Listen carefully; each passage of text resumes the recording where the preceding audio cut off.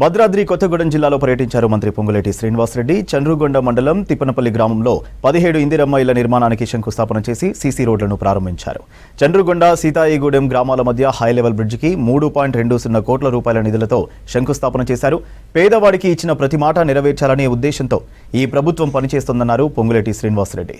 కేసీఆర్ ప్రభుత్వం 8,19,000 కోట్ల రూపాయల అప్పులు చేసిన పేదల కోసం రేవంత్ సర్కార్ ఎన్నో మంచి పనులు చేస్తోందన్నారు. ప్రతి పేదవాడు సన్నబియ్యం తినాలనే ఉద్దేశంతో పేదవాడికి సన్నబియ్యం ఇవ్వడమే కాకుండా కొత్త రేషన్ కార్డులు ఇస్తున్నామని చెప్పారు.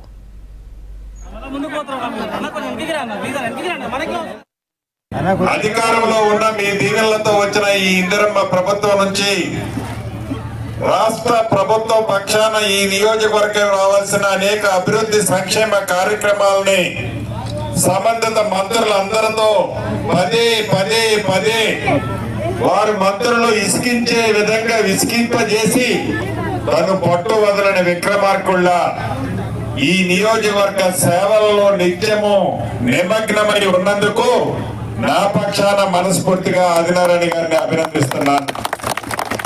చాలా సంతోషం.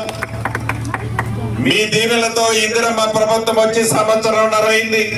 ఈ సంవత్సరంన్నరలో ఆనాడు 10 సంవత్సరాల్లో పరిపాలించిన ప్రభుత్వము మంచి కార్యక్రమాలు ఏవైనా చేసి ఉంటే వాటన్నిటినీ ఏది ఆపకుండా ఇస్తూనే రాష్ట్రం సుమారు 8,19,000 కోట్ల అప్పులో ఉన్న మీ దీవెనలతో గౌరవ ముఖ్యమంత్రి రేవంత్ రెడ్డి గారి నాయకత్వంలోని మన ప్రభుత్వం అభివృద్ధి సంక్షేమాన్ని 2 కళ్ళలా చూస్తూ పేదవాడికి ఇచ్చిన ప్రతి మాటని నెరవేర్చాలని తపనతో ఈనాడు మీ ముందు మీ ఇందిరమ్మ ప్రభుత్వం పనిచేస్తుంది అని చెప్పడానికి సంతోషిస్తున్నాను.